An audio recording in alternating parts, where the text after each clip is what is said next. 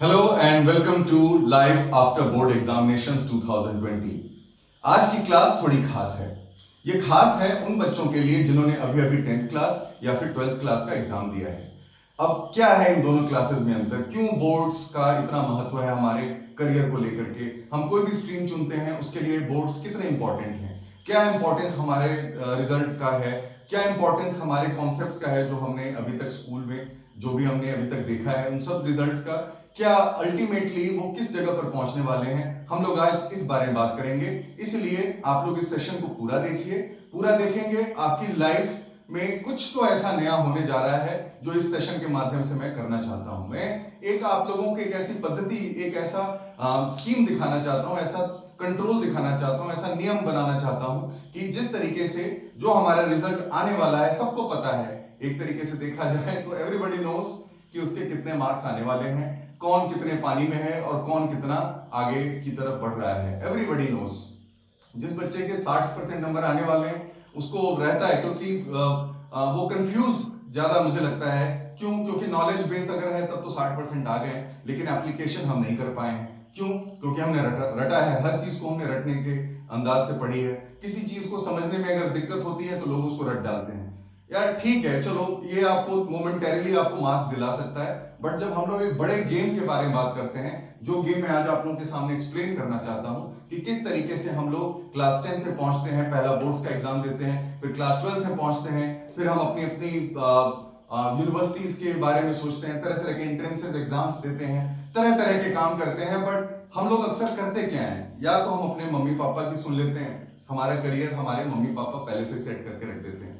लेकिन अब धीरे धीरे लोगों की मानसिकता बदल रही है, हर चीज में करियर है, हर चीज में कुछ ना कुछ मौका हर किसी के लिए है। यदि आप उस चीज को बेहतर तरीके से कर लेते हैं तो यकीन मानिए हर जगह पर आप अपना परचम लहरा सकते हैं। आज जो मैं बात करने जा रहा हूं that is regarding class 10 and class 12 और बीच में छोटी सी क्लास हम क्लास 11 जिसको इंपॉर्टेंस बहुत बार कम देते हैं, अक्सर नहीं देते हैं यार। लेकिन क्लास जब 10th की बात कर रहे हैं, 11th की बात करें तो 9th की बात भी कर लेते हैं। हम देखते हैं कि कैसे क्लास 9 से क्लास 12 के बीच का पूरा फंक्शन हम लोग बना सकते हैं। 9, 10, 11 एंड 12 जिसमें से आज 11 और 12 क्लासेस के बारे में हम लोग डिस्कस करेंगे। देखते हैं क्या कर सकते हैं। जिन लोगों ने 10th क्लास का, पहले 10th क्लास से शुरू करते हैं, जिन लोगों ने 10th क्लास का अभी भी एग्जाम दिया है, 1-2 दिन के अंदर में रिजल्ट आने वाला है। रिजल्ट आने के बाद सबसे पहले शुरुआत होगी कि 10th क्लास के बाद स्ट्रीम कौन सी चुनी जाए। Stream basically we have 3, one is science stream, then we have commerce stream and then we have arts with maths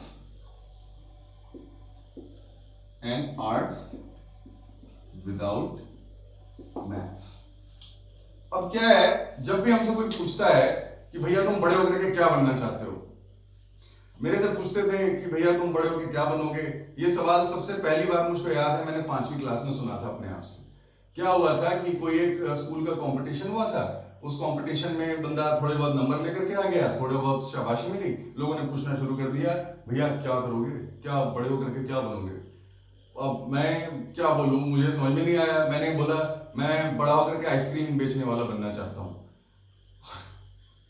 बड़ी अच्छी जॉब लगती थी यार, जब मन करे आइसक्रीम खा ले, जब मन करे जिसको चाहे उसको खिला दे। मतलब ऑल इन ऑल मुझे बड़ा पसंद था वो आइसक्रीम बेचने वाला, इसीलिए थोड़ा और बड़ा हुआ तो यार 7th 8th तक आते आते मुझे रेलवे जो ड्राइवर है उसकी ड्राइवर की जॉब बड़ी अच्छी लगती थी। लेकिन सोचा यार चलो ठीक है, फिर धीरे धीरे दिमाग और खुलता गया और आज के टाइम पर मैं एक टीचर बाय चॉइस बन करके आप लोगों के सामने ये लेक्चर दे रहा हूँ। इसके पहले मैंने क्या क्या किया वो कहानी बहुत लंबी हो जाएगी, क्या कैसे किया वो कहानी भी बहुत लंबी हो जाएगी, पर मेथड्स क्या थे मेरे।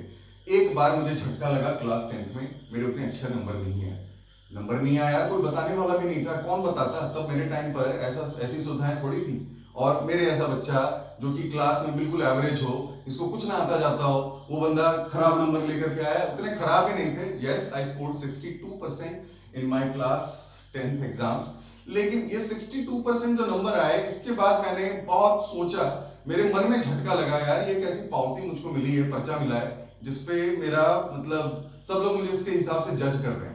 हर बंदा देखता है, कहता है हाँ यार मैथ्स में अच्छे नंबर नहीं आया तो अच्छा स्टूडेंट नहीं है, साइंस में अच्छे नंबर नहीं आया तुम कुछ नहीं कर सकते अपनी लाइफ में। खैर हर किसी के साथ ऐसा होता है, जरूरी नहीं है। मेरे साथ मेरे पेरेंट्स का सपोर्ट था, उन्होंने रियली सपोर्ट किया मुझे क्लास 10 के बाद। उन्होंने भी इन सब चीजों को देखा, थोड़ी हेल्प करी, और जाहिर सी बात है उसके बाद मुझे लाइफ को सही तरीके से सीखने का, समझने का मौका मिला। और मैंने देखा कि यार पढ़ाई करने का सही अप्रोच, सही एटीट्यूड क्या है। जो 10th क्लास में हुआ वो 12th क्लास में नहीं होना चाहिए। जो 10th क्लास में अच्छे नंबर लाते हैं उनके लिए तो और भी खतरे की घंटी है, क्योंकि उन्होंने पहले से टेम्पो बना रखा है, अब वो टेम्पो लूज नहीं कर सकते। लेकिन क्या है कि 10th क्लास के बाद की जिंदगी पूरी तरह बदल जाती है। 10th क्लास के बाद यदि आप साइंस लेते हैं तो आपको सिर्फ 3 चीजों पर फोकस करना रहता है, या तो पीसीएम नहीं तो पीसीबी, यही दोनों इसमें से लाइंस निकल सकती हैं, physics chemistry mathematics, physics chemistry and biology. So ये दो स्ट्रीम्स बनती हैं। इसके अलावा साइंस अगर आप लेते हैं तो ज्यादातर लोग आपसे उम्मीद लगा लेते हैं कि यार आज से 5, 6, 7, 8 साल के बाद ये बंदा या तो मुझे इंजीनियर के रूप में दिखाई देगा या फिर मुझे डॉक्टर के रूप में दिखाई देगा। बहुत ज्यादा प्रेशर हो जाता है, everybody take so much pressure. लोग इसमें से निकाल भी लेते हैं, ऐसी बात नहीं है, लेकिन जरा सोचिए कि वो लोग क्यों निकाल पाते हैं। क्योंकि उनको करना ही यही है, उन्होंने अपने मन में ठान रखा है, वो करने का उनका मतलब जज्बा इतना सॉलिड है कि वो इसके लिए जगह जगह पर कोचिंग करते हैं, जगह जगह अपनी खुद से पढ़ाई करते हैं, जिससे गाइडेंस लेना होता है सही जगह से, टेस्ट सीरीज करते हैं, तरह तरह की चीजें करते हैं और फाइनली ले लेते हैं। बड़ी मेहनत लगती है। Let me be very honest with you, यदि आपको डॉक्टर या इंजीनियर नहीं बनना है, आप सिर्फ एक्सपीरियंस के लिए करना चाहते हैं, तो ना लीजिए, जिंदगी बर्बाद हो जाएगी। मार्क माई वर्ड्स, आप ये ले लीजिए, लोग आपको जीने नहीं देंगे। आप नहीं करना चाहते, डॉक्टर्स या इंजीनियर नहीं बनना चाहते, साइंस स्ट्रीम, आपको साइंस में अच्छे नंबर नहीं आए हैं, कोई बात नहीं। अगर आपका थोड़ा बहुत उसके अंदर इंटरेस्ट है, आपको लगता है कि आप कर लोगे, कॉन्फिडेंस है भाई अपने ऊपर, तो पकड़ लो ये स्ट्रीम। कॉन्फिडेंस नहीं है ऊपर, ये मत पकड़ो, बहुत बुरा होगा। बहुत मतलब बुरा क्या होगा, आगे चल करके बहुत सारी चीजें बदल जाती हैं, but this not a good start, ये अच्छा स्टार्ट नहीं है उन लोगों के लिए जो 18 घंटे 17 घंटे या किसी भी तरीके से अपने आप को इस चीज में नहीं डाल सकते, मेहनत नहीं कर सकते, उन लोगों के लिए बेकार है। अब बुरी बात तो सुन ली आप लोगों ने, भली बात सुनी नहीं। भली बात मैं आप लोगों को ये बताना चाहता हूं, ये संभव भी है, ये ऐसा नहीं है कि इम्पॉसिबल है। इसको करने के लिए आपको क्लास 9th में वापस जाना पड़ेगा। क्लास 11th का जितना भी साइंस का सिलेबस है, that is very very densely related, correlated to class 9th का जो भी आप साइंस में पढ़ते हैं वो बेस है। यदि आपने नहीं किया है तो आप इसको पलट करके देखिए, थोड़ा टाइम लगेगा जरूर, लेकिन काम हो जाएगा। जाहिर सी बात है, कुछ अच्छा बनाने के लिए टाइम तो देना ही पड़ता है। तभी टाइम, जब तक टाइम नहीं मिलेगा किसी चीज को, time is the money that you पे टू अचीव योर गोल्स। समय ही वह पैसा है जो आप अपने सपनों को प्राप्त करने के लिए, उनको सपनों को मतलब हकीकत बनाने के लिए आपको समय के साथ तोल मोल करना पड़ता है, समय कीमत के तौर पर देना पड़ता है। तो वही चीज यहां पर कही जा रही है। चलिए ठीक है, साइंस के बारे में हो गया, हम स्ट्रीम के बारे में ज्यादा बात नहीं करेंगे, हमारे पास बहुत समय है। हम कुछ चीजों को चेक करेंगे, पेरेंट्स के साथ बात करेंगे, टीचर्स के साथ बात करेंगे, अपने फ्रेंड्स के साथ बात करेंगे, and then finally when we come to a conclusion, जब हम किसी कंक्लूजन पर पहुंचेंगे तब हम इस चीज के बारे में डिसाइड करेंगे। अभी इसके बारे में डिसाइड करने का मौका नहीं है। Now let me come to commerce. लेकिन कॉमर्स और साइंस पर आने से पहले, क्या हमने 8वीं क्लास और 9वीं क्लास का सोशल स्टडीज पढ़ा है ईमानदारी से? ध्यान दीजिए, सोशल स्टडीज कहने का मतलब ये नहीं कि आपके नंबर बहुत अच्छे आए। नंबर से तो कोई वास्ता ही नहीं है। क्यों वास्ता नहीं है? क्योंकि आप जितनी बार का आप यूपीएससी का टॉप के 100 लोगों का, यदि टॉप के 200 लोगों का भी अगर आप इंटरव्यू देखते हो, पढ़ते हो, उनके बारे में देखते हो, जानते हो, समझते हो, तो आपको ये पता चलेगा कि दे आर नेवर, मतलब हार्डली ऐसा कोई चांस, ऐसा नहीं कि कोई जिसके बहुत ज्यादा अच्छे नंबर आए हों वही इसके अंदर में आता है। जिन लोगों के एवरेज मार्क्स होते हैं उन लोगों का, उन ज्यादातर वैसे लोगों का होता है। क्यों? क्योंकि एवरेज मार्क्स वाले लोग जो होते हैं, वो लोग, उन लोगों के पास नॉलेज बेस होता है, वो अपने मेथड्स को चेक करते हैं, वो अपने तरीकों को चेक करते हैं कि मेथड्स ये क्या था पहले जो नहीं हो पा रहा था, जिसके कारण नंबर नहीं आ पा रहे थे, और अब मैं क्या कर सकता हूं जिससे मेरे नंबर ज्यादा आएंगे। सो मेथोडिकल, हम अगर मेथोडिकल होते हैं तो हम कोई भी चीज कर सकते हैं। हम अगर रूटीन बना लेते हैं, ध्यान दीजिए, मैं 2-3 चीजों का नाम लिखता हूं, एक हमारे पास रूटीन हो, एक हमारे पास मेथड हो, और चीजों को सीखने का हमारे पास एटीट्यूड हो। ये तीन चीजें बहुत जरूरी हैं। इन्हीं तक सब चीजों से आप सबसे पहले कोई स्किल डेवलप करते हो, उसी के बाद आप स्पीड को उसकी स्किल को आप स्पीड में बदलते हो। मतलब कोई चीज अक्वायर करना, किसी चीज को करना सीखना, वो तो स्किल में हो गया, और उस चीज को बार बार करना, जल्दी जल्दी करना, ये चीज हमारी स्पीड में गिनी जाती है। ये दोनों चीजें आप इन्हीं तीन अगर आप अपने ट्रेट, अगर आपको लगता है कि आपको और ज्यादा डिसिप्लिन होने की जरूरत है तो आपको रूटीन बदलना पड़ेगा। अगर आपको लगता है कि आपके तरीकों से आपको रिजल्ट्स नहीं मिल रहे हैं, मेथड्स जो है आपके, उससे मतलब ठीक है आप मेहनत कर रहे हो लेकिन कुछ मतलब मामला बन नहीं रहा है, तो आपको अपने मेथड चेंज करने की जरूरत है। आप बार बार पर किसी चीज पर परेशान हो जाते हो, नहीं यार थोड़ा शांत होकर के देखते हैं, टाइम नहीं दे पाते हैं, कंसंट्रेट नहीं कर पाते हैं, तो आपको अपना एटीट्यूड बदलने की जरूरत है। ये तीन चीजें आप बदल लीजिए, यकीन मान लीजिए कि आपके पास वह स्किल भी आ जाएगी और उसको बार बार करने की आपके पास स्पीड भी डेवलप हो जाएगी। इन तीनों चीजों से जो आप बनाते हैं, that would be our strength to conquer these examinations. Exam तो बात की बात है, ये आप करके देख लो, आपको अपने आप में इतना कॉन्फिडेंस आएगा, आपको इतने अच्छे तरीके से आप किसी चीज को अप्रोच कर पाओगे, कोई चीज नहीं समझ में आ रही है उस चीज को डील कर पाओगे। जरूरी नहीं है कि हर चीज हमें एक ही बार में समझ में आ जाए, कुछ चीजें थोड़ी देर के बाद भी समझ में आती हैं, लेकिन उसके ऊपर से फोकस हटाना नहीं चाहिए। सो ये तीन चीजें आप ध्यान रखिए। हम 10th क्लास के में साइंस के बाद कॉमर्स पर आते हैं। कॉमर्स में बेसिकली आपको बिजनेस स्टडीज, देन इकोनॉमिक्स जो आपने 9th 10th में पढ़ी है, उसके बाद का लेवल है ये इकोनॉमिक्स, बिजनेस स्टडीज और अकाउंट्स। ये तीन हमारे मेन सब्जेक्ट्स हो जाते हैं, और इसमें या तो आप मैथ्स ले भी सकते हैं या फिर विदाउट मैथ्स भी आप कर सकते हैं, with maths and without maths. अब क्या है, बात करते हैं जरा with maths and without maths के बारे में। मैं ये कहता हूं कि अगर मेरे पास मैथ्स है और अगर मैंने थोड़ा ज्यादा पढ़ लिया है तो मैथ्स, मैं ये बात मानता हूं कि जो लोग 12वीं क्लास तक मैथमेटिक्स पढ़ते हैं वो बहुत सारे कंपटीशंस के लिए अपने आप एलिजिबल हो जाते हैं, उनका दिमाग एक अलग लेवल पर चला जाता है, दे सी एवरीथिंग मैथमेटिकली। अब अलग लेवल पर जाने का मतलब ये नहीं कि कोई भी इंसान ज्यादा मतलब मार्क्स को लेकर के इतना ज्यादा कंसर्न हो जाए कि अपनी जिंदगी भूल जाए, लेकिन मैथ्स जो लोग 12वीं क्लास तक पढ़ते हैं, यकीन मानिए उनकी रोटी पानी चलने में कोई समस्या नहीं आती है। ये बात मैं अपने एक्सपीरियंस से कह रहा हूं। So without maths, yes there are different options. यदि आपको मैथ्स नहीं पसंद है, यदि फिर वही बात कि एटीट्यूड रूटीन वाली बात कि यदि मैथ्स पसंद नहीं है तब तो करने का फायदा नहीं है। यदि कुछ कुछ पर फिर भी हमें पता तो रहना चाहिए कि मैं मैथ्स पसंद क्यों नहीं है। मैं मैथ्स इसलिए पसंद नहीं करता कि मेरे नंबर नहीं आते, चलो ठीक है एक कारण हो सकता है। मैं मैथ्स इसलिए पसंद नहीं करता क्योंकि मुझे समझ में नहीं आता, चलो दूसरी बात हो गई। पर कंफ्यूज नहीं रहना, अगर छोटी छोटी बातों से समस्या आ रही है तो मैं अपने कॉन्सेप्ट को वापस जाके देखूंगा। क्या है कि आज के टाइम पर इन सब चीजों को अमेंड करना, बदलना या चेंज लाना या सुधारना आसान है, लेकिन एक बार जब 12th क्लास पास कर जाओगे तो बहुत मुश्किल हो जाएगा अपने कॉन्सेप्ट्स को वापस जाके रिविजिट करना। इतना टाइम नहीं मिलेगा, इतने सारे कॉम्पिटिशन इतने लाइंड अप है, स्कूल का कॉलेज का हमारा स्ट्रक्चर ऐसा है। लेकिन अगर हमने करना है तो फिर हमें ये चीज 10th के बाद 11th और 12th के बीच में ये सारी चीजें करनी पड़ेंगी, बड़ी इंपॉर्टेंट है। So arts, obviously arts is stream बहुत सारे स्कूलों में नहीं होती है, बहुत सारे बच्चों को ऑप्शंस नहीं मिलते हैं, लेकिन फिर भी अगर आप आर्ट्स में यदि आप रुचि रखते हैं तो ये आजकल के समय का बहुत अच्छा टॉपिक है। इसके अंदर आपको sociology, psychology, history, economics, political science, geography, ये सारे सिविल सर्विसेज वाले सब्जेक्ट्स हैं। यदि आपको आपके मन में इंक्लिनेशन सिविल सर्विसेज के लिए है तो आप आर्ट्स विद मैथ्स ले लीजिए, या फिर आर्ट्स विदाउट मैथ्स भी आप ले सकते हैं। लेकिन मैथ्स जरूरी इसलिए है क्योंकि हर कंपटीशन में, हायर लेवल के कंपटीशन में हमेशा मैथ्स आता ही आता है। क्वांटिटेटिव एप्टीट्यूड, रीजनिंग, ये सब मैथ्स का ही हिस्सा है।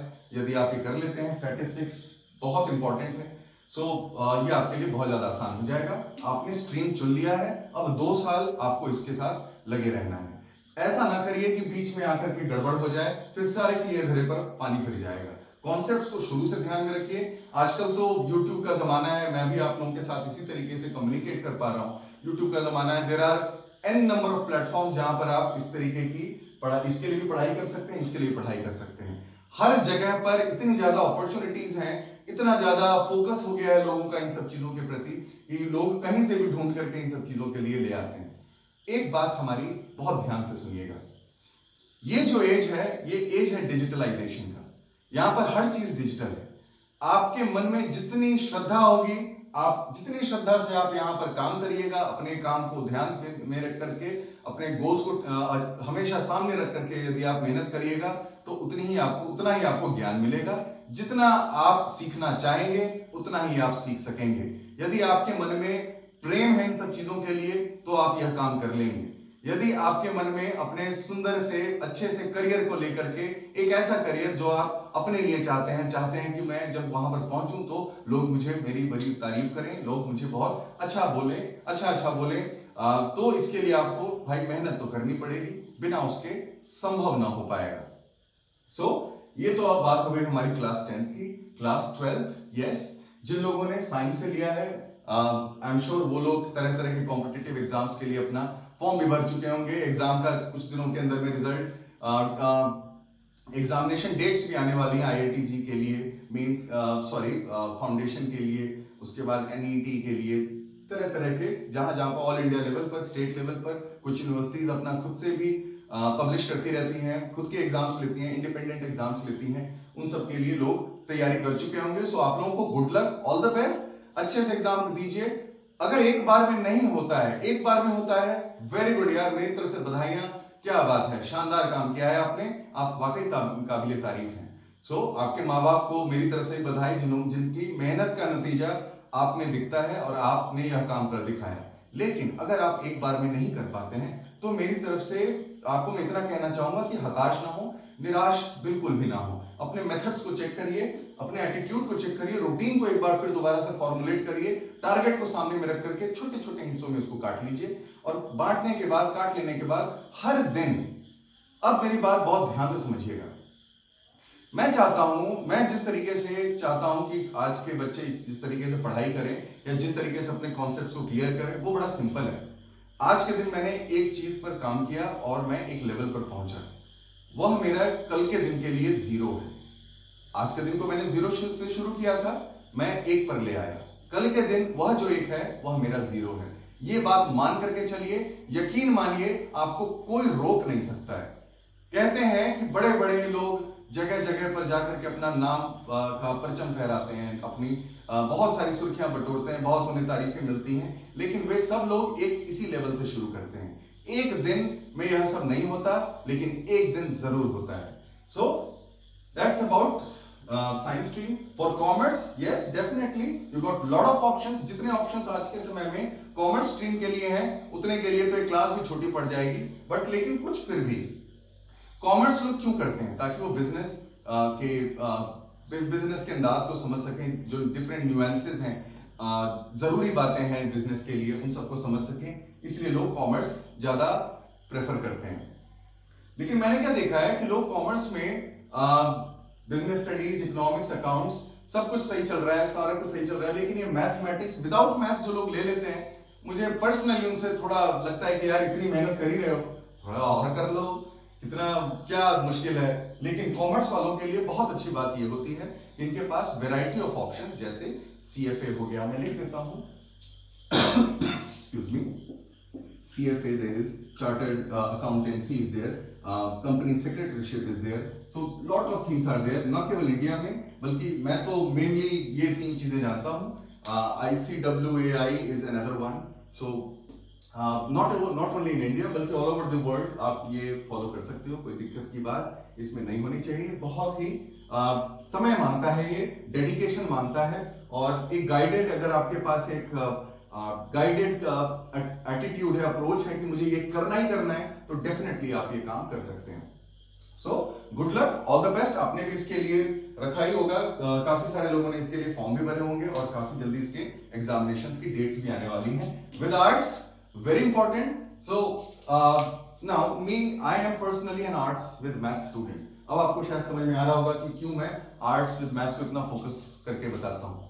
मुझे क्या फायदा हुआ आर्ट्स पढ़ने का? साइंस में मेरे अच्छे नंबर 10th में नहीं आए यार, साइंस लेने का फायदा नहीं, वेरी वेरी ऑनेस्टली। जबकि मेरे घर में बहुत सारे लोग हैं, मेरे भाई बहन बड़ा बोलते थे यार, बड़ा तबाह करते थे, परेशान कर देते थे, कितने नंबर आए, कहाँ से आए, इसमें कितने आए, क्यों नहीं आए। चलो ठीक है, बंदा झेल गया सारी बातें, लेकिन उन लोगों ने ये सब ले तो लिया बहुत अच्छे से धड़ल्ले से, क्योंकि फैशन है यार। हम क्या कर रहे हैं, जो हम साइंस से पढ़ रहे हैं, क्या पढ़ रहे हैं, जो पीसीबी पढ़ रहे हैं, कहाँ जा रहे हैं, यहाँ पर कोचिंग करने जा रहे हैं, कहाँ क्या कर रहे हैं, हम वहां जाके कोचिंग कर रहे हैं। लेकिन अंत में जब रिजल्ट आता है तो देखते हैं कि एक ऐसे बच्चे का भी हो जाता है जो गांव का पढ़ा हुआ हो, जिसके पास कोई सुविधाएं ना हो। क्या क्या उसने सिर्फ एनसीईआरटी की किताबें पढ़ी, मैंने भी यही किया। मुझे बात समझ में आ गई थी कि एनसीईआरटी पर जो मैंने फोकस नहीं किया है अभी तक 10th क्लास तक, इसका मुझे अपना तरीका बदलना पड़ेगा। मैंने आर्ट्स में मेरे सब्जेक्ट्स थे economics, geography, political science, English and mathematics. अपनी क्लास का मैं अकेला बच्चा था जिसके पास मैथमेटिक्स हुआ करता था, और मैंने पढ़ी भी खुद से ही थी। मैंने क्या किया, मैंने सिर्फ और सिर्फ एनसीईआरटी की चीजें बना डाली। And trust me with this, ये सारी चीजें करने के बाद in class 8 I scored this much.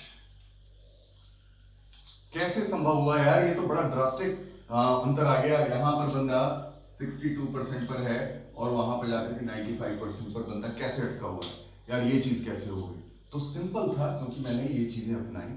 मैंने 11th और 12th की political science, geography, economics, mathematics और इंग्लिश तो खैर लिटरेचर है ही, इन सब चीजों को शुरू से लेकर लास्ट तक कई बार बनाया।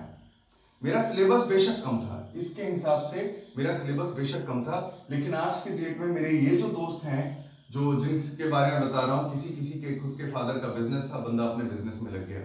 कोई ये सब करने के बाद आगे एमबीए करने चला गया, उसका उसमें बैंक पीओ का एग्जाम दे रहा है, कोई कुछ कर रहा है, कोई कुछ कर रहा है, कोई खुद का ही हिसाब किताब लेके बैठा हुआ है। 3 दोस्त मेरे थे जो आज की डेट में किसी कंपनी में एज एन इंजीनियर, एक बंदा आईटी इंजीनियर है, IT he is working with Bosch and Lamb. एक मेरा friend, he is not in India, he is in Qatar. I hope कि वो भी अच्छा हो, बहुत दिन से उससे बात भी नहीं हुई, चलो उससे बात कर डालेंगे इसी बारे में। लेकिन सिर्फ 3 बंदे, मेरी क्लास में थे 60 बंदे, वो लोग वहां पर इस तरीके से पहुंचे। मैंने ये चीज करने के बाद आई स्कोर्ड दिस मच। मैंने फिर उसके बाद इकोनॉमिक्स ऑनर्स मेरा कोर्स मैंने किया। हाँ, वो अलग बात है, वहां पर मैं फर्स्ट ईयर में फेल हुआ था। माइंडेड फर्स्ट ईयर में मैं वहां पर भी मतलब हो नहीं पाया मेरे से। चलो कोई बात नहीं, बंदा वहां से सीखा। लेकिन जब फाइनली मैंने अपनी ग्रेजुएशन कंप्लीट करी, ग्रेजुएशन कंप्लीट करते करते जो खुद से सीखने का जो मौका मिला मुझे, क्लास 9 से लेकर के ग्रेजुएशन, समझ लीजिए यहाँ पर 4 साल और 3 साल, 4 साल और लगा लीजिए, 8 साल मुझे 9th क्लास से लेकर के अपना ग्रेजुएशन कंप्लीट करने में लगा। आप समझ सकते हैं कि मैं क्या आपके सामने बात रख रहा हूं। ग्रेजुएशन कंप्लीट करने के बाद मुझे काफी ज्यादा बातें समझ में आई। अगर 12th क्लास में आप हैं, आपका रिजल्ट आने वाला है, आप इन सब चीजों के साथ में हैं, तो जाहिर सी बात है आप ज्यादा मैच्योर हो चुके हैं, आप चीजों को बेहतर तरीके से समझ सकते हैं, आपका एटीट्यूड जो है वो लाइफ को लेकर के बहुत कुछ बदलने वाला है। Life after board exams, class 10th and 12th for the session 2020। इसमें एक खास चीज और आई कि काफी सारे हमारे एग्जाम्स कैंसिल आउट हो गए ड्यू टू दिस कोविड-19, जिसने पूरी दुनिया में कोहराम मचा रखा है। हर कोई परेशान है यार इससे, हर कोई दुखी है, हर अपने प्यारे लोगों के पास नहीं जा सकते, किसी की शादी में नहीं जा सकते। कोई शादी अगर करता है तो उसको लोग तरह तरह की बातों से देखते हैं। पूरी दुनिया में कोहराम मचा हुआ है, बॉलीवुड में ये तमाशा मचा हुआ है, पॉलिटिक्स में तमाशा मचा हुआ है, सारी बातें एक तरफ, सब कुछ एक तरफ। लेकिन इस साल के कारण जो हमारी पढ़ाई लिखाई का नुकसान हुआ है, जिन 10th और 12th वालों के बच्चों का, इनका समय कोई लौटा करके नहीं ला सकता। कोशिश करिए कि इस चीज को अच्छे तरीके से करें। सिलेबस भी हमारा काफी कम हो गया है, लेकिन मैं आपको एक बात बता देता हूं कि जितना सिलेबस हमारा 10th क्लास का सोशल स्टडीज या साइंस में या मैथमेटिक्स में कम हुआ है, वो चीज कंपटीशन, किसी भी किस्म के कंपटीशन को क्रैक करने के लिए बेहद जरूरी है। Democracy is a main foundation किस्म का क्वेश्चन कहा जाए, उससे रिलेटेड कम से कम 15% का क्वेश्चन आता है हमारे जीएस में, यदि हम यूपीएससी या फिर डिफरेंट स्टेट सर्विसेज एग्जामिनेशंस के बारे में बात करते हैं।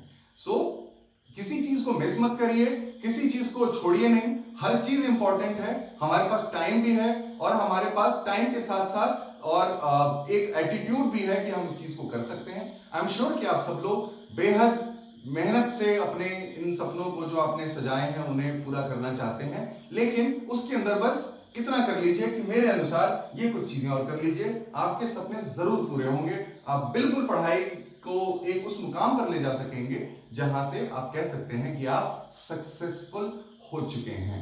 बट एक दिन नहीं होगा, एक दिन जरूर होगा। सॉरी, एक दिन में नहीं होगा, अनेक दिन करना पड़ेगा, लेकिन एक दिन जोड़ते जोड़ते वह एक दिन आएगा जरूर, जिस दिन आप उस जगह पर खड़े होंगे जहां पर आप देख करके कह सकेंगे कि आज मैंने जो चाहा था वो मैंने पा लिया है। मेहनत करिए और सभी लोग अपने अपने हिसाब से, अपने अपने तरीके से, अपने अपने सपनों के लिए बस जुड़ जाइए। अब इस चैनल को लाइक करिए, सब्सक्राइब करिए। आज की क्लास कैसी लगी आपको? कोई आपके मन में सवाल है तो मुझे कमेंट सेक्शन में लिख करके बताइए। और जहां रहिए आबाद रहिए, जहां रहिए खुश रहिए, मेहनत करते रहिए और अपने लक्ष्य पर से बस अपनी निगाहें नहीं हटाइए, फोकस सदा रखिए। इसी बात के लिए इजाजत दीजिए, अगली क्लास में हम लोग फिर दोबारा मिलेंगे। Thank you.